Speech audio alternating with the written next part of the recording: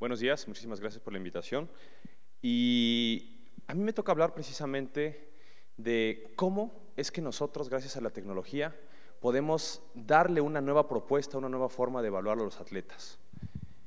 Y precisamente lo que buscamos es mejorar el rendimiento, pero ¿para qué mejorarlo? ¿Para qué ayudar a un atleta si en ocasiones dicen, pues ya puede ser el mejor que existe? Pero cada atleta tiene ciertas necesidades, cada atleta busca siempre ser el mejor. Cuando tuvimos la oportunidad de trabajar en Santos Laguna, uno de los jugadores que ya está casi de salida, Juan Pablo Rodríguez, todavía nos dijo, ¿qué puedo hacer para extender mi carrera 2 años más? Esto les estoy diciendo en el 2012. El fin de semana pasado todavía jugó una liguilla con Atlas, esto es, al menos ya extendió 2 años más su carrera. Todas estas estrategias que nosotros les podemos ofrecer busca precisamente ayudar a los atletas a que lleguen a ese máximo rendimiento, a ese punto que ellos necesitan para extender su carrera, para lograr mayores éxitos o simple y sencillamente para que ellos disfruten lo que están haciendo. Cuando trabajamos con atletas representativos universitarios ahorita, pues su objetivo es lograr un campeonato nacional o una universiada. Ahorita con los atletas que hemos trabajado en la UNAM, afortunadamente 2 de los equipos con los cuales pudimos tener intervenciones y trabajar llegaron a la final de universidad, cosa que no sucedía desde hace 7 años. Entonces, tal vez sea un pequeño granito de arena, pero si nosotros podemos ayudar a los atletas con eso, nos podemos dar por bien servidos en decir, estamos ayudando a que puedan disfrutar y mejorar en su rendimiento. Y lo primero que tenemos que saber es qué necesita el atleta. Y para poder saber qué necesita el atleta, tenemos que saber qué tipo de deporte realiza. ¿Por qué? Porque si nosotros queremos ver a un atleta como un general, no nos va a servir ninguna estrategia que le puedo yo ofrecer a una persona que se dedique al remo, a que se dedique a atletismo de velocidad o atletismo de fondo, fútbol americano, fútbol soccer, etcétera.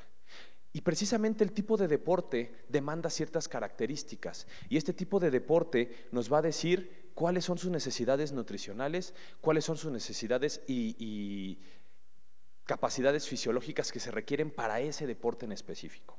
Y si nosotros hablamos del deporte adaptado, pues en ocasiones tenemos mucho mayores necesidades metabólicas y fisiológicas para poder sustituir ciertas alteraciones que se pudieron haber presentado tal vez congénitas o en ocasiones tal vez adquiridas por alguna causa. Y tenemos que hablar también precisamente de los hábitos de entrenamiento y de nutrición. ¿Por qué? Porque podemos tener 2 o 3 atletas del mismo deporte y tener una rutina totalmente diferente de entrenamiento. Podemos tener también un estilo de nutrición muy diferente. ¿Por qué? Porque tal vez vengan de diferentes culturas en las cuales hay ciertos tipos de alimentos que no están contemplados en su alimentación. O por otro lado, simple y sencillamente tienen intolerancias. Yo trabajo también en un club de fútbol americano en el cual tengo niños que de pronto se me lastiman muy fácilmente. Y había un niño que cada temporada algo le pasaba. Le mandamos a hacer estudios y era alérgico a 27 tipos de alimentos. ¿Qué quiere decir? Que hay que desarrollar una estrategia específica para él, porque este niño se lastimaba de todo. ¿Por qué? Porque no tenía los nutrimentos necesarios para formar proteínas, para tener un adecuado rendimiento deportivo.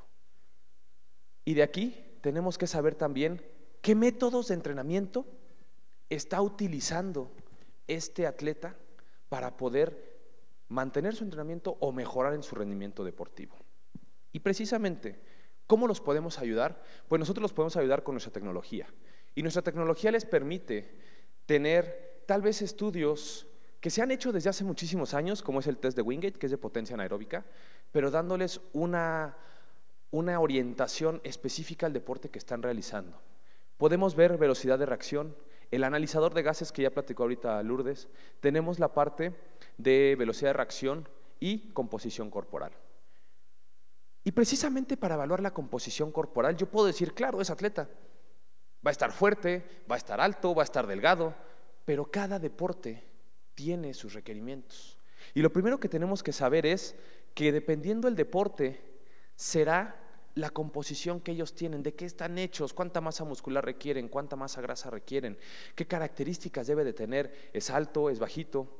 Por ejemplo, vamos a hablar así muy sencillamente, ¿alguna vez han visto un atleta de raza afroamericana campeón en natación? Nunca. ¿Alguna vez han visto un atleta de raza blanca, campeón en velocidad?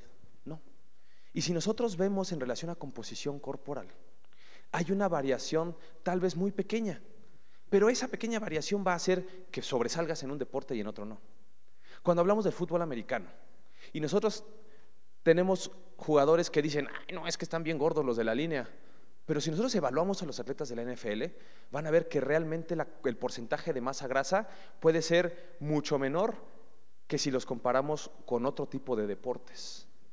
Y si nosotros vemos, por ejemplo, la composición corporal en masa muscular puede ser mucho más alta en un liniero que en alguna otra posición. ¿Por qué? Porque necesitan una fuerza explosiva mayor. Y si después nos vamos a la natación, y dependiendo si es natación de velocidad o de medio fondo, o si son nadadores en aguas abiertas. Los nadadores en aguas abiertas requieren en ocasiones un poquito más de grasita, porque el agua va a estar fría, por lo tanto necesitan un aislante térmico. Y dependiendo la temporada en la cual se encuentran, vamos a tener un atleta con más grasa o menos grasa. Y finalmente, si nos dedicamos a velocidad, pues obviamente tanto el atletismo de velocidad como el de fondo requieren tener menos grasa porque es menos peso.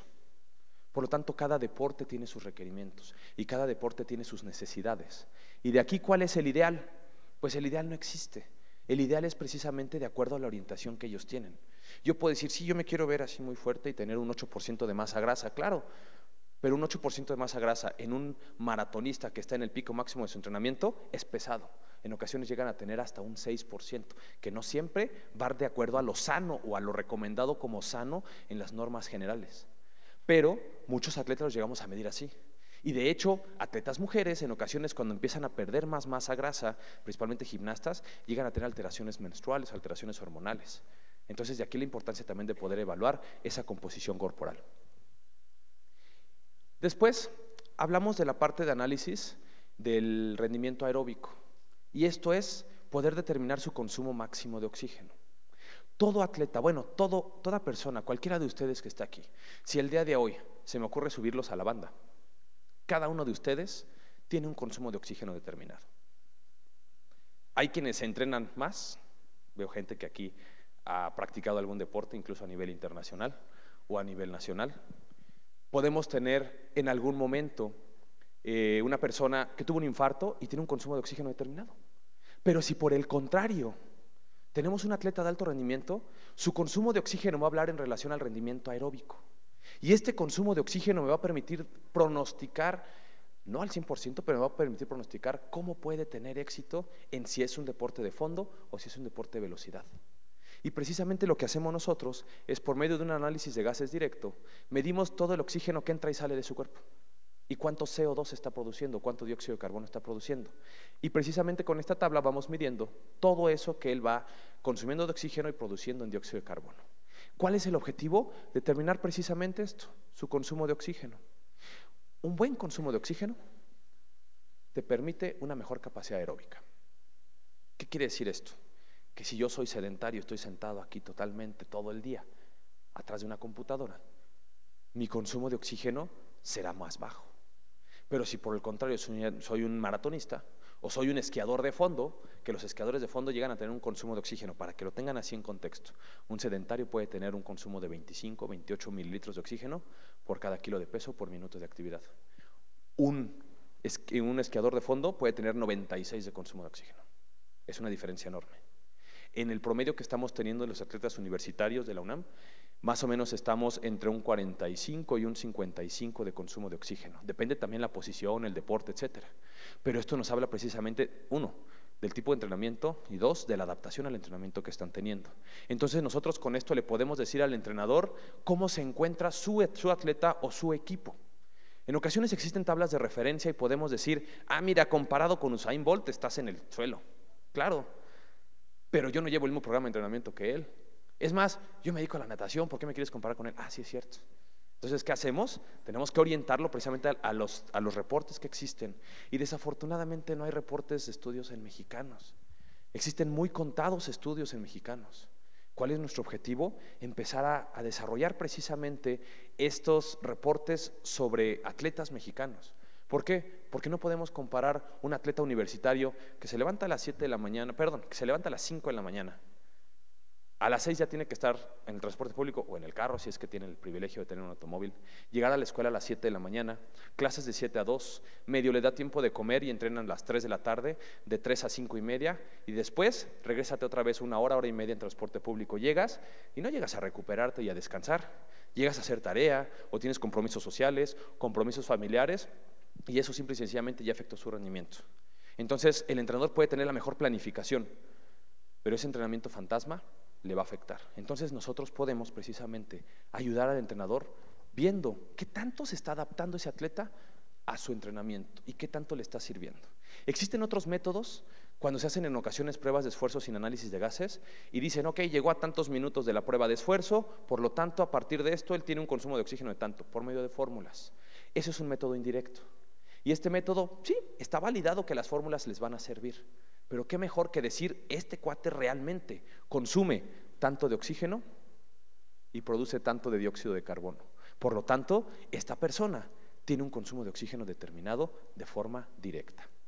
Y por otro lado, nosotros también vemos por la seguridad del atleta y monitorizamos cómo se encuentra el corazón mientras están haciendo una actividad. Esto es regla para cualquier prueba de esfuerzo. El objetivo en el GSSI también es la seguridad del atleta.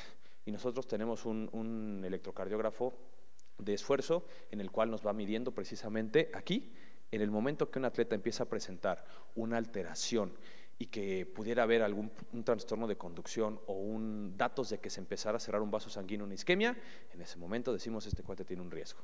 Y recuerden, no porque es atleta va a estar libre de cualquier riesgo. Sabemos de muchos atletas que han presentado muerte súbita y que desafortunadamente se les han hecho 20,000 estudios y siempre salía normal. Entonces, también nosotros dentro del GSSI buscamos la seguridad de nuestros atletas. Después nos vamos a la parte de velocidad de reacción. Y en ocasiones te pueden decir, sí, tal vez para mi deporte debo tener muy buenos reflejos. Y tal vez un portero, un esgrimista, un taekwondoín necesiten tener una mejor velocidad de reacción. Nosotros con el D2 lo que buscamos es eso. Aquí en este tablero, en el cuadro del medio, aparecen 4 números. Con esos 4 números, el atleta tiene que estar repitiendo qué números aparecen y al mismo tiempo se va a ir prendiendo una luz a la vez en diferentes cuadrantes para que él la tenga que apagar. Entonces tiene que responder de forma periférica viendo las luces y además concentrado. ¿Cómo lo orientamos? Nosotros le decimos, imagínate, si es de fútbol, este es el balón y todos los demás estímulos es la marca que tienes, la llamada de atención de tu entrenador, cómo te está ubicando el central, cómo te está ubicando, etcétera. Si nos hablamos de box, si hablamos de taekwondo, si hablamos de voleibol, lo orientamos muchísimo al deporte y esto es la parte de concentración y tu entorno o tu relación con todos los implementos periféricos. Entonces, cada uno de los atletas tiene 1 minuto para estar viendo cómo responden, bueno, para responder ante los números que le aparecen y a la vez estar apretando cada uno de los botones que aparecen. ¿Cómo nosotros lo vemos dentro de la pantalla? De esta forma, vemos precisamente los números que aparecen, aquí contabilizamos cuántos de estos números nos dice como correctos y además vamos viendo qué luz es la que él está apagando. ¿Cuál es el objetivo? Aquí nosotros no nada más le decimos, ay, sí, eres bien rápido. No, le decimos, ¿eres rápido? ¿En qué cuadrante? ¿En el superior izquierdo? ¿En el inferior izquierdo? ¿Superior derecho o inferior derecho? Aquí, por ejemplo, este atleta tarda 0.60 de segundo en reaccionar en el cuadrante superior izquierdo y es más lento en el cuadrante superior derecho. Muchas veces depende mucho la lateralización de su deporte. Hay, por ejemplo, las jugadoras 4 y 2 en el voleibol, las 2 normalmente están del lado derecho y las 4 están del lado izquierdo para rematar. Entonces, dependiendo la zona en la cual se encuentran, tienen mejor respuesta o mejor precisión. Yo busco que un portero sea rápido en los 4 segmentos y aparte sea preciso. Aquí lo que vemos es la precisión. Este, por ejemplo, fue muy rápido y muy preciso. No tuvo ningún error en el cuadrante superior izquierdo, pero por el contrario, en el cuadrante inferior, aquí tuvo 4 errores y 1 error. Nosotros le podemos decir, ¿eres rápido? ¿En qué cuadrante? Y eres preciso, ¿en qué cuadrante? Y de la misma forma, tenemos otro que nos permite medir cuánto tiempo tarda en reaccionar a un estímulo y desplazar su cuerpo. Ya no nada más tiene que estar apretando los botones, ahora tiene que desplazar su cuerpo desde una línea que aparece aquí para poder apagar cada una de las luces que se prenda. ¿Cuál es el objetivo? Ver cuánto tiempo tarda en dar la señal desde que el cerebro detecta el estímulo hasta que todo el cuerpo se mueve y ataca este estímulo que se está presentando. En ocasiones hay deportes, si hablamos de un deporte cíclico como es el ciclismo, la carrera o simplemente la velocidad, triatlón, que no siempre tenemos resultados adecuados. Hace poco un entrenador me decía, es que a mí sí me interesa que mi triatleta tenga una buena velocidad de reacción porque tarda mucho en ponerse el casco. Le dije, es que no es velocidad de reacción, eso se llama habilidad. Pero precisamente en esa transición me dice, los niños pequeños siempre le ganan en la transición y este chavo es uno de los mejores universitarios, pero al ponerse el casco tiene un problema. Bueno, entonces ahí lo que se trabaja es habilidad. Pero en la velocidad de reacción, por ejemplo, va un triatleta y cuántas veces no hemos visto que si se resbala algún compañero de ruta, pues tienen que esquivar muy rápidamente o simple y sencillamente cruza una persona, cruza un perro, hay una piedra, hay un hoyo, un charco, lotería. Entonces, ¿qué sucede? Que simple y sencillamente no todos los deportes requieren reaccionar a un estímulo rápido, pero todas las personas necesitamos tener ciertas habilidades motoras y velocidad de reacción. Entonces, cada uno tiene que ir, como les comentaba, respondiendo a cada uno de los estímulos. Y después les medimos fuerza de prensión de mano en nuestro laboratorio por medio de un dinamómetro digital. Se está buscando una correlación entre la fuerza de prensión de mano y fuerza corporal general. El objetivo de esto es, muchos deportes requieren asir, esto es cargar algo, llámese un bat, llámese lanzar una pelota, llámese volear, o un portero requiere fuerza. Entonces necesitamos por fuerza determinar también la fuerza de prensión de mano. No siempre la fuerza de prensión de mano va a dictar que es débil o es fuerte en el resto del cuerpo. Para esto existen otro tipo de aparatos como son los aparatos de isocinesia que te permiten medir extensión o flexión de cada uno de los grupos musculares. Este aparato de isocinesia lo tenemos en el laboratorio de Barrington y que precisamente en Florida para poder medir exactamente la fuerza de cada uno de los grupos musculares. Y lo que nosotros les damos es la fuerza en 3 oportunidades, tanto de mano derecha como de mano izquierda de forma alternada, y obtenemos, aquí es el promedio de estas fuerzas, y para ellos ocupamos el valor de mayor fuerza de cada una de las manos. Y finalmente medimos potencia. Y en la potencia, con el test de Wingate, lo que buscamos es la capacidad que tiene de generar una gran cantidad de fuerza en un corto periodo de tiempo. Esto es, qué tan explosivo es esta persona. Y a partir de esto, determinamos durante 30 segundos de un pedaleo a máxima velocidad contra una resistencia, que es un freno, que es el 7.5% de su peso, tiene que vencerlo durante 30 segundos. ¿Cuántos son 30 segundos? Nada, les digo a los chavos. Cuando terminan la prueba dicen, es la vida, se los juro. Y más porque el freno es pesadísimo. Y a partir de eso nosotros les damos un índice de fatiga.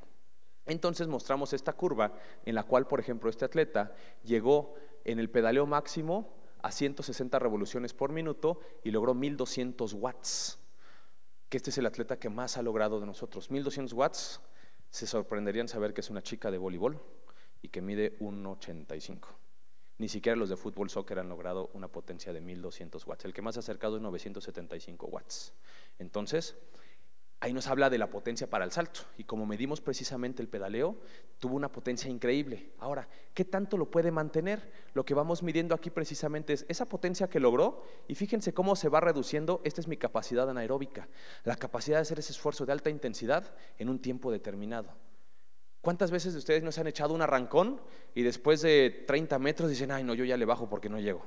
Y terminan y, híjole, a ver, repítelo otra vez, no, yo ya no puedo. Nosotros buscamos precisamente el índice de fatiga y a partir de ese índice de fatiga nosotros determinamos qué atleta se fatigó más o qué tanto se agotó su reserva de energía y a partir de esa reserva de energía, por ejemplo, estos son los resultados del equipo de voleibol, esta chica tuvo un 78% de índice de fatiga. Si yo quiero que repita el mismo ejercicio o la misma intensidad de ese esfuerzo durante 30 segundos, solamente tiene un 22% de reserva de energía, no lo va a poder hacer. Pero por el contrario tenemos este atleta que tuvo un 53% de índice de fatiga. ¿Qué quiere decir?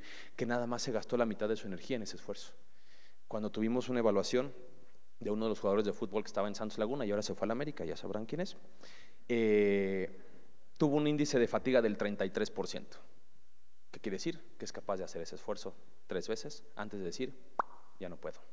Por lo tanto, esa capacidad que nosotros le podemos decir al entrenador, ¿cómo lo puedes entrenar? ¿Cómo lo puedes mejorar? Simple y sencillamente con entrenamiento de velocidad, gimnasio, resistencia a la fatiga. Esto le damos una orientación al entrenador sobre cómo trabajar. Y al final, como ya lo comentó Lulú, les explicamos a cada uno de ellos sus resultados y cómo pueden mejorar en el entrenamiento. Les explicamos cada uno de los resultados personalizado para poder tener una orientación de qué es lo que él necesita enfocado a la parte de nutrición e hidratación deportiva.